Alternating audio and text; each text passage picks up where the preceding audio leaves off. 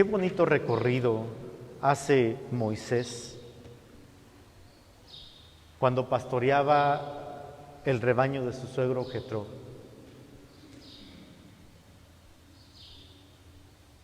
Qué bonito recorrido hace en una mirada que adentra al misterio.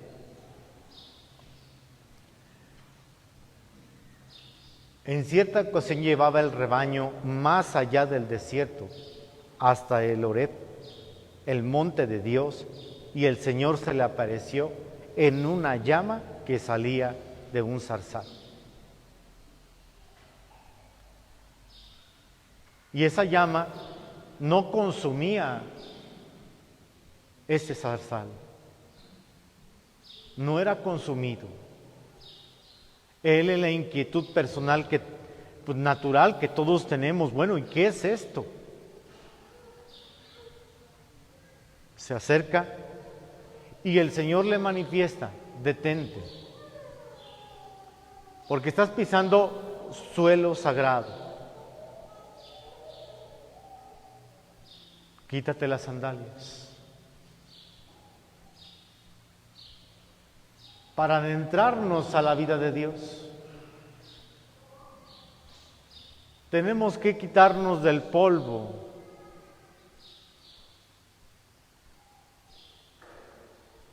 Polvo significa la parte humana, la entraña, el corazón, aquello que me impide acercarme a Jesús, a la vida interior, en otras palabras, que me impide acercarme a la vida interior. Este bonito recorrido que hace Moisés le hace entonces tener un encuentro con Dios. Dios entonces se manifiesta en la vida interior para Moisés, y entonces encuentra la vocación, el llamado de Dios, la palabra de Dios que le dice: he escuchado la voz de mi pueblo. Quiero sacar entonces de esa ceguera que vive mi pueblo, de esa esclavitud que vive mi pueblo, el pueblo elegido. Diles que yo soy el Dios de Abraham, de Isaac y de Jacob.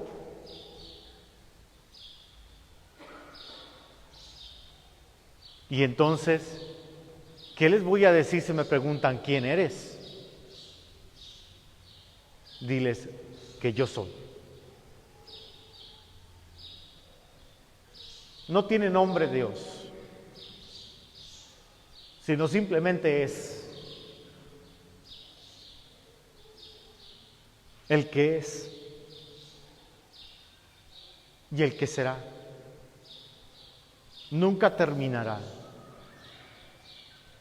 Nuestra condición finita que tenemos nosotros ahora nos hace decirnos unos a otros por nuestro nombre, por nuestra finitud. Pero también tenemos una infinitud, es decir, la vida interior, la morada interior, que nos hace tener un encuentro con el infinito. En nuestra finitud, el Señor nos pide adentrarnos entonces al misterio. ¿Para qué adentrarnos a nosotros mismos? ¿Para qué adentrarnos al misterio? ¿Para qué dialogar con Dios? ¿Para qué escuchar su palabra? Porque a través de ella podemos encontrar la respuesta al pueblo de Dios que sufre. Por lo tanto, hoy el Señor en su Evangelio nos llama a esta mirada interior, que sea clara, pura y transparente delante de Él. Cierta ocasión llegan algunos a decirle que unos galileos murieron porque Pilato los mandó matar en el momento del sacrificio. No dice qué ofrecían, ni para qué Dios, simplemente la crueldad de este hombre por asesinarlos. Asuntos políticos era lo más probable, es lo más probable. Pero aquí el pensamiento va mucho más allá. Dice el Señor: ¿piensan ustedes que esos galileos que murieron a manos de Pilato son más pecadores ellos que ustedes? El Señor está viendo el corazón del ser humano. ¿Ustedes piensan entonces que ellos son más malos que ustedes? Y dice el Señor: ciertamente que no. ¿Cuál es la brújula? La mirada con que los acontecimientos terribles, como estos galileos, como los que murieron aquellos 18 en la torre de Siloé, ¿cómo miramos ese acontecimiento? Es donde iniciamos la vida interior. Ahí es donde comienza la vida interior. Y hay quienes, ante estos hechos, ¿qué diremos? ¿Qué diremos quizás ante un criminal? Ante los problemas de la guerra que se viven en el mundo. A veces hasta los condenamos y con malas palabras. Y entonces, en lugar de ver el acontecimiento con mayor profundidad, actuamos según la entraña, el coraje, el resentimiento. Actuamos según el polvo que Moisés se quitó en sus sandalias.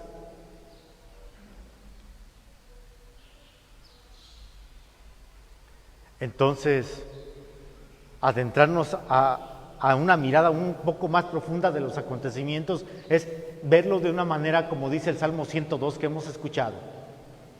El Señor es compasivo y misericordioso. En una mirada entonces mucho más profunda tenemos que interiorizar ese hecho que nos molestó como primera instancia. Quizás nos provocó, no sé, un sentimiento de repudio, de dolor. El Señor nos pide entonces compasión y misericordia, hermanos. Porque no solamente es una mirada inquisitoria por eso que hicieron. El Papa Francisco hoy, ¿cuándo ha condenado a los gobernantes de este mundo? Nunca. Está pidiendo a María Santísima y le está pidiendo al pueblo de Dios que oremos por aquellos que están provocando el mal. Entonces, eso es tener compasión y misericordia. Vamos a la vida ordinaria, hermanos. La vida ordinaria también puede tener este mismo tinte. Se equivocó tu hermano. Tú eres un tit, y tú eres un tit. Creo que estamos actuando como aquellos que estaban viendo el acontecimiento de aquellos que murieron trágicamente. Estamos sepultándolos todavía más. Creo que tendremos que ser más compasivos y misericordiosos. Y si alguien se equivocó, oye hermano, ven, quiero platicar contigo. ¿Qué pasó? ¿Qué te sucedió? Entre esposos, ya nada más algo cometió uno al otro, se dejan de hablar. ¿Dónde está la compasión y la misericordia, esposos? En lugar de adentrarse al misterio, oye, ¿por qué nos pasó esto? ¿No es interesante el camino que hizo Moisés en la zarza? Voy a ver, voy a indagar qué es esto.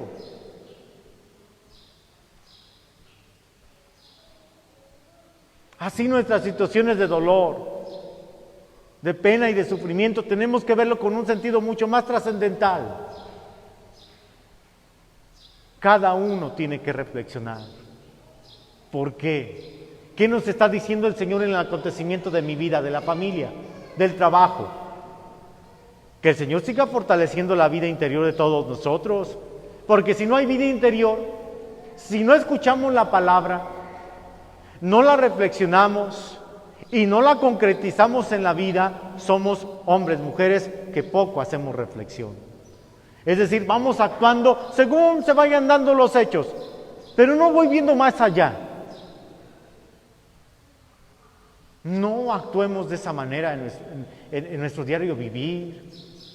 Tenemos que ser hombres que demos signos, mucho más allá. Trascender los hechos. Yo cómo vivo la vida.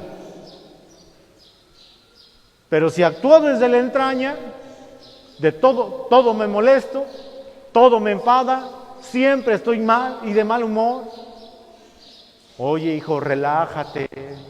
Vamos a platicar mejor las situaciones, vamos a interiorizar lo que te sucede, vamos a interpretar los acontecimientos, porque algo te está molestando. Que el Señor hoy nos anima a la conversión. En esta perícopa de Lucas nos da entonces un vivo ejemplo de qué es lo que nos está pidiendo. La higuera no está dando higos.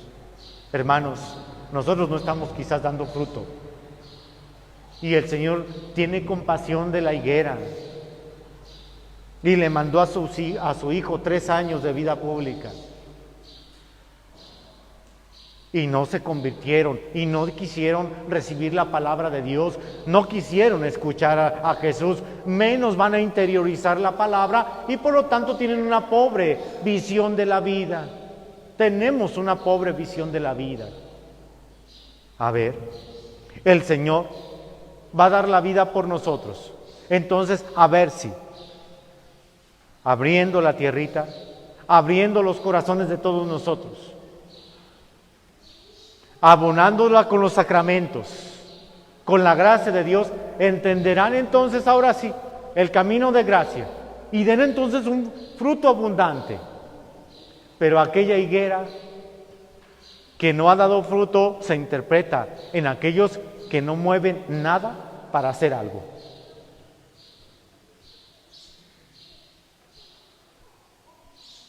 Que no queremos cambiar las situaciones de nuestra vida.